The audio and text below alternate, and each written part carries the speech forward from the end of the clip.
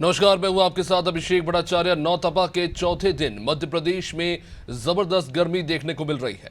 दोपहर तक कुछ जिलों में तापमान 41 डिग्री के पार चला गया। वहीं छतरपुर और खजुराहो में दोपहर में ही टेम्परेचर 47 डिग्री पर पहुंच गया। मौसम विभाग ने ग्वालियर, चंबल और मालवा निमाड़ के 12 जिलों में भीषण गर्मी को लेकर रेड अलर्ट जारी किया है। वहीं 19 जिलों में ऑरेंज और 11 जिलों में येलो अलर्ट जारी किया गया है। इसी तरह से कुल 42 जिलों में तेज गर्मी का असर रहेगा। वहीं अगर बात करें पड़ोसी राज्य छत्तीसगढ़ की, तो यहां पर भी भीषण गर्मी का दौर जारी है। रायपुर में तापमान 45 के पार जा चुका है। हीट वेव के चलते लोग घरों से कम ही बाहर निकल रहे हैं। नौतपा के चौथे दिन उत्तर प्रदेश में भी जबरदस्त गर्मी पड़ रही है। आगरा में पारा 49 डिग्री को पार कर गया है। प्रयागराज में 48.08 डिग्री सेल्सियस रिकॉर्ड हुआ है। तो अगर बात करें तो उत्तर भारत में और खासतौर से मध्य भारत में ज़बरदस्त गर्मी देखने को मिल रही है। बात अगर यूपी की करें तो यूपी में भी काफ़ी ज़्यादा गर्मी पड़ रही है तमाम जिलों में, और इसका सीधे तौर पर आम लोगों की दिनचर्या पर असर पड़ रहा है। यूपी बाराबंकी से हमारे सहयोगी नीतेश मिश्रा इस वक्त हमारे साथ जुड़ चुके हैं। नीतेश, लगातार हम देख रहे हैं कि पारा ऊपर चढ़ता जा रहा है और सीधे तौर पर आम जनता पर इसका प्रभाव पड़ रहा है। अगर उत्तर प्रदेश की बात करें तो तमाम जिलों में इस वक्त क्या हालात है? जी अभिषेक, हम आपको बता दें कि जिस प्रकार से भीषण गर्मी पड़ रही है, इस प्रकार से जो यहाँ का आसपास का क्षेत्रीय वातावरण है उसे भट्टी कहना बिल्कुल अतिशयोक्त नहीं होगा, क्योंकि जिस प्रकार की गर्मी इस वक्त देखने को मिल रही है। अगर बात करें उत्तर प्रदेश में, तो उत्तर प्रदेश के कई जनपदों में तो पारा 47 से 49 डिग्री तक चला गया है। ऐसे में अगर बुंदेलखंड क्षेत्र की बात करें तो बुंदेलखंड क्षेत्र हो गया और आगरा हो गया, प्रयागराज हो गया, इन सब जगहों पर तापमान लगभग 50 लगाने को बेताब है। ऐसे में लोगों को समस्याएं हो रही हैं और वर्तमान समय में जो नौतपा चल रहा है, इसके कारण जो इस समय की प्रचंड धूप है उसको भी लोगों को कहीं ना कहीं आमना सामना करना पड़ रहा है। और कहीं ना कहीं एक बहुत बड़ी मुसीबत सामने आ रही है कि जिस प्रकार से गर्मी अपना कहर बरपा रही है। ऐसा अगर हम बात करें अभिषेक, तो 1994 में एक बार ऐसी गर्मी देखने को मिली थी। उसके बाद अब फिर से इस तरीके की प्रचंड गर्मी आ चुकी है। मौसम वैज्ञानिकों ने लखनऊ में दानिश खान, जो वरिष्ठ मौसम वैज्ञानिक हैं, उनका साफ तौर पर कहना है कि अभी ये मौसम कई दिनों तक ऐसे ही बना रह सकता है। हालांकि आने वाले समय में एक परिवर्तन की उम्मीद जताई जा रही है, लेकिन क्लाइमेट चेंज जो होना है वो कितना समय से आता है, कितना विलंब आता है, इस पर अभी कोई फोरकास्ट, कोई भी भविष्यवाणी नहीं की गई। लेकिन पूर्वाई हवा को लेकर ये बात कही जा रही है कि आने वाली 30 तारीख से पूर्वाई हवा कुछ न कुछ मौसम में परिवर्तन जरूर डालेगी। लेकिन तब तक के लिए अगर बात करें तो दिन तो गर्म है ऐसे, लेकिन रातें, अगर यूपी की बात करें तो यूपी में रातें भी न्यूनतम तापमान इस वक्त 30 से 31 तक का रिकॉर्ड किया जा रहा है, जो कहीं ना कहीं साफ ही बता रहा है कि वर्तमान समय में जो गर्मी है वो वास्तव में अपने प्रचंड रूप में है। जी अभिषेक। नीतीश, निश्चित रूप से, लेकिन क्या प्रशासन की तरफ से क्या तैयारी है? और खास तौर से बिजली को लेकर काफ़ी ज़्यादा शिकायतें मिल रही है। अभी हाल ही में हमने तस्वीरें देखी राजाजीपुरम में, किस तरह से कूलर से ट्रांसफार्मर को ठंडा करने की कोशिश हो रही है। कई सारे कॉलोनीज़ में लोग प्रदर्शन कर रहे हैं कि रात के समय में बिजली गोल हो जाती है। इतनी घनी आबादी वाले क्षेत्रों में और इतनी गर्मी में अगर बिजली की आपूर्ति ठीक ढंग से नहीं हो पाएगी तो जाहिर तौर पर लोग परेशान हैं। निश्चित रूप से हम आपकी बात से पूरी तरीके से सहमत है, लेकिन हमें हर एक चीज की दो पहलू निश्चित तौर पर देखना पड़ेगी। उत्तर प्रदेश की अगर बात करें तो उत्तर प्रदेश में जो भी बिजली की डिमांड है वो हद से ज्यादा बढ़ गई है, जिसका प्रमुख कारण है कि तमाम बड़े जगहों पर, तमाम स्थानों पर लगातार एसी की बढ़ती डिमांड और लगातार बढ़ रहे एसी से लोड पड़ रहा है। और कई ऐसी समस्याएं आ रही है जहां पर तार पड़े हुए हैं, उन तारों में गर्मी शुरू हो जाती।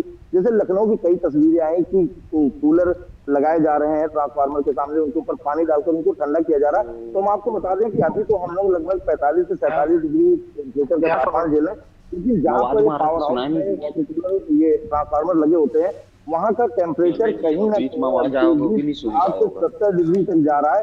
और इससे भी एक बड़ी समस्या हो रही है। बिजली विभाग, विद्युत विभाग प्रयास कर रहा है, लेकिन वास्तव में प्रयास नाकाफी है, क्योंकि बढ़ती जनसंख्या का घनत्व, बढ़ती संसाधनों का घनत्व जो है, ये कहीं ना कहीं बिजली विभाग के लिए एक बड़ी समस्या है। प्रशासन लगातार मेहनत कर रहा है, जो भी तमाम लाइनमैन है वो लोग भी लगातार इसको एक यहाँ पर एक तरीके से ये भी देखा जा सकता है, जैसे छोटी छोटी कोई फॉल्ट आती है तो उसको सही करने के लिए शटडाउन भी लिया जाता है, क्योंकि उससे भी लोग परेशान होते हैं। निश्चित ही गर्मी परेशान करने वाली है, लेकिन उत्तर प्रदेश के जो मंत्री हैं, विद्युत विभाग के मंत्री, उनका ऊर्जा मंत्री का साफ तौर पर कहना है कि वो लगातार प्रयासरत है और लोगों को समस्या ना हो, लेकिन बढ़ती डिमांड और बढ़ता लोड कैसे कहीं जुड़ा ना है कहीं अजीब सा? परेशानी का सबब बन रहा है। जी नीतीश, एक और जो समस्या निकलकर सामने आ रही है बिजली विभाग की है कि एक स्टैंडर्ड प्रोसीजर ये होता है, अगर आप, जैसा कि आपने कहा कि मेंटेनेंस का काम होता है, किस तरह के फॉल्ट होते हैं या इस तरह की स्थिति बनती है, तो पहले से ही जानकारी वहाँ के क्षेत्र के लोगों को पहुँचा दी जाती है कि इस समय से इस समय तक बिजली गुल रहेगा। लेकिन जानकारी ऐसी मिल रही है कि ये जानकारी लोगों तक पहुँच नहीं रही है, चाहे वो संचार के माध्यम से हो, अखबार के माध्यम से, और इसलिए ये समस्या और बड़ी होती जा रही है। जी, निश्चित इस बात से पूरी तरीके से हम आपकी सहमत है कि अगर लोगों को पहले ही जानकारी मिल जाए तो देखिए इस भीषण गर्मी में बिजली के साथ साथ एक प्रमुख समस्या हो जाती है जल की। तो तमाम ऐसे लोग हैं जहाँ पर लेकिन ठीक है, जैसे इन्वर्टर है, अगर उन्हें पता है पहले से पता है कि इतने बजे से इतने बजे तक की लाइट जाएगी तो अपने कोई ना कोई व्यवस्था कर सकते हैं। तो ऐसे में कहीं ना कहीं एक फेल्योर जरूर दिख रहा है अभिषेक जी कि इसकी सूचना स्थानीय और क्षेत्रीय जो भी वहाँ के विद्युत विभाग के कर्मचारी हैं वो देने में कहीं ना कहीं अक्षम साबित हो रहे हैं। इसके लिए एक बेहतर रूपरेखा बनाने के लिए अगर एक व्यक्तिगत लोगों तक नहीं पहुंच सकते हैं तो एक चयन के सिस्टम से विद्युत विभाग को ये करना चाहिए कि उस मोहल्ले के सभासद या उस मोहल्ले के पार्षद को ये सूचना पूर्व में दे देनी चाहिए, चाहे वो संचार के माध्यम से, चाहे व्हाट्सएप ग्रुप के माध्यम से। तो ऐसे में एक मोहल्ले में वो सूचना लोगों तक पहुंच जाएगी तो पहले ही लोग उस समस्या से निजात पाने के लिए अपने आप को मेंटली रूप से तैयार कर लेंगे। निश्चित ही अगर कोई समस्या है तो हम भारतवासी हैं और हमें हर समस्या से जूझना अच्छे से आता है, लेकिन अगर हमें विभागीय सपोर्ट मिलता है तो निश्चित ही जनता भी पूरी तरीके से साथ देती है। जी अभिषेक, ओवर टू यू। जी नीतीश, आप लगातार फील्ड पे रिपोर्टिंग कर रहे हैं इस भीषण गर्मी में भी और लोगों से मिल भी रहे हैं, तो क्या हालात हैं इन गर्मी के माहौल में, खासतौर से व्यापार पर किस तरह का असर पड़ रहा है? जी अभिषेक, व्यापार तो निश्चित ही बहुत प्रभावित है क्योंकि वैसे भी एक तो गर्मी की छुट्टियां चल रही हैं और इन गर्मियों की छुट्टी में वैसे ये परिवार लगातार छुट्टी मनाने चले जाते हैं, लेकिन जिस प्रकार से भीषण गर्मी पड़ रही है सड़कों पर सन्नाटा है और जिस प्रकार से अलर्ट आए हैं 12 से 3 बजे के बीच में लोगों को अगर कोई आवश्यक कार्य ना हो तो इसको लेकर निकलने के लिए मना किया गया है। ऐसे में व्यापारी वर्ग खासा निराश है क्योंकि जिस प्रकार से गर्मी पड़ रही है, जिस प्रकार से भीषण ये गर्मी है, तो ऐसे में उनके पास ग्राहक भी नहीं पहुंच रहे हैं। और इसमें एक सबसे बड़ी बात क्यों आ रही है कि जो हरी सब्जियां हैं अभिषेक जी वो भी कहीं ना कहीं खराब हो रही है, उनका भी उतना जो कंज्यूम होना चाहिए था उतना भी कंज्यूम नहीं हो रहा। तो खराब होने वाली जो चीजें हैं, क्योंकि लगातार ये चीजें ऐसी हैं जो स्टोर करके रखी जाती हैं और डिमांड के हिसाब से इनको मार्केट में निकाला जाता है, तो अब स्टोरेज भी एक बड़ी प्रॉब्लम बन गई है। तो ऐसे में व्यापारी वर्ग परेशान है क्योंकि भीड़ निकल ही नहीं रही है, सड़क पर जा ही नहीं रही है। किसी न किसी प्रकार से जो आम जनता है वो धूप से गर्मी से बचने के लिए अपने घरों पर कैद रहना ही ज्यादा से ज्यादा मुनासिब समझा। तो कहीं ना कहीं व्यापारियों के लिए निश्चित ही एक बड़ी परेशानी है और इसका व्यापार पर असर व्यापक तौर पर देखा जा रहा है। जी ठीक है नीतीश, बने रहिए हमारे साथ। चलिए अब रुक कर लेते हैं छत्तीसगढ़ का भी। हमारे साथ इस वक्त कुलभूषण बने हुए हैं। कुलभूषण, क्या स्थिति है छत्तीसगढ़ में? वहां पर अत्यधिक इस बार हम देख रहे हैं कि गर्मी पड़ रही है, तो ऐसे में प्रशासन की अपने स्तर पर क्या तैयारी है? जी बता दें, प्रशासन ने पिछले दिनों ही 3 दिनों का रायपुर राजधानी में जो है वो हाई अलर्ट जारी किया था। रेड अलर्ट इस चीज को बोल लेते हैं क्योंकि हीट वेव चलने की काफी यहाँ पर भारी तादाद थी। क्या है, 45 डिग्री से ऊपर यहाँ पे तापमान जा रहा है। इतना तापमान यहाँ पर होना और जिस हिसाब से यहाँ पर व्यवस्था है वो थोड़ी सी खराब यहाँ पर नजर आ रही है। क्या हम लोग अक्सर जो देखा करते थे कि प्याऊ घर बनाए जाते थे, लेकिन इस बार ऐसा है कि प्याऊ घर भी निगम के द्वारा कोई तैयारी नहीं की गई है, ना ही प्रशासन ने कुछ, मैं अगर बताऊं तो कुछ उतना खास व्यवस्था भी नहीं की गई है। निगम के द्वारा इसमें सबसे नाकामी हुई है। हालांकि स्वास्थ्य विभाग इसमें काफी अच्छा काम कर रहा है, मौसम विभाग द्वारा बाकायदा जानकारी दी जा रही है, यहाँ तक कि पुलिस विभाग द्वारा भी ट्रैफिक सिग्नलों पे अलग से यहाँ पर जो छाए के लिए यहाँ पर जो ट्रैफिक सिग्नल में जो गाड़ियां रुकती हैं उनके लिए स्पेशल व्यवस्था यहाँ पर की गई है, ताकि जो सिग्नलों में रुकने वाली गाड़ियां हैं, करीब 1.5 मिनट तक कई ऐसे सिग्नल है जहाँ पर गाड़ियां रुकती हैं, तो उनमें लोगों को तकलीफ ना हो, लोगों को दिक्कत ना हो, इसलिए पुलिस विभाग ने बढ़ चढ़ के वहां पर लोगों को सेट वहां पे बनाए गए हैं, ग्रीन सेट की वहां पे व्यवस्था की गई है।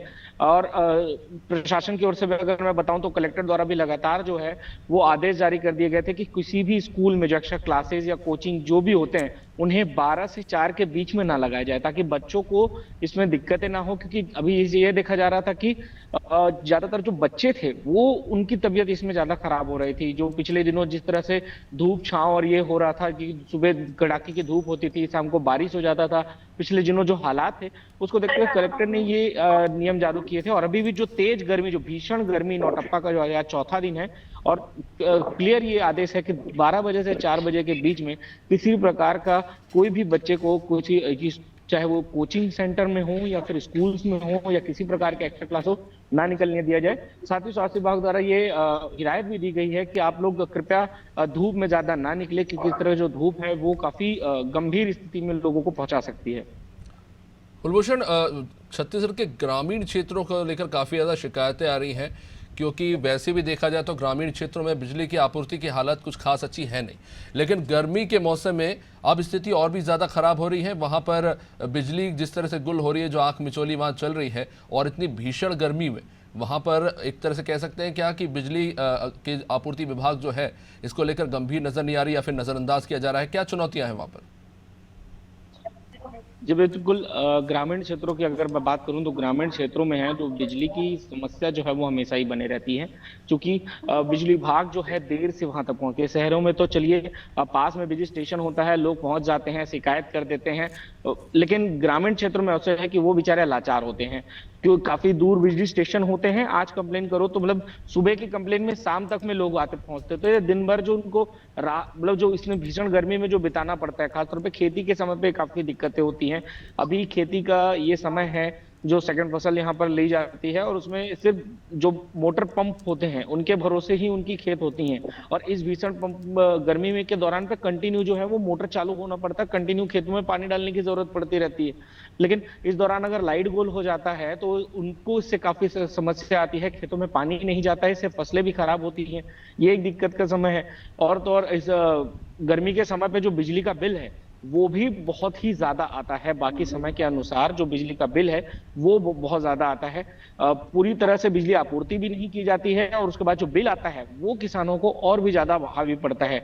कोई कंप्लेन उनकी सुनने को नहीं होता है। इसी बात को लेकर हमने बिजली विभाग के बीच में बात भी की गई थी छेड़छाड़ी से, तो उन्होंने भी बोला था कि हम इसमें थोड़ी कमियां हैं उसको दूर करने का प्रयास कर रहे हैं, लेकिन जिस तरह के हालात अभी बन रहे हैं तो हमें तो ये नहीं लग रहा कि कोई कमी यहाँ पर दूर होने को नजर आ रही है।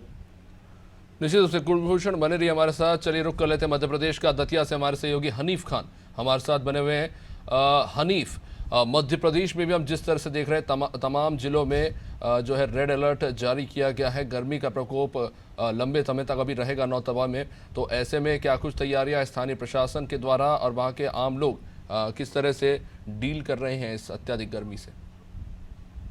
जी अभिषेक, बता दें आज दतिया में एक सबसे अधिकतम 13 साल का रिकॉर्ड टूटता हुआ यहाँ पर 48.0 डिग्री तापमान दर्ज किया गया है, जो कि अभी कल सोमवार से 47 डिग्री से भी ऊपर पहुंच गया था।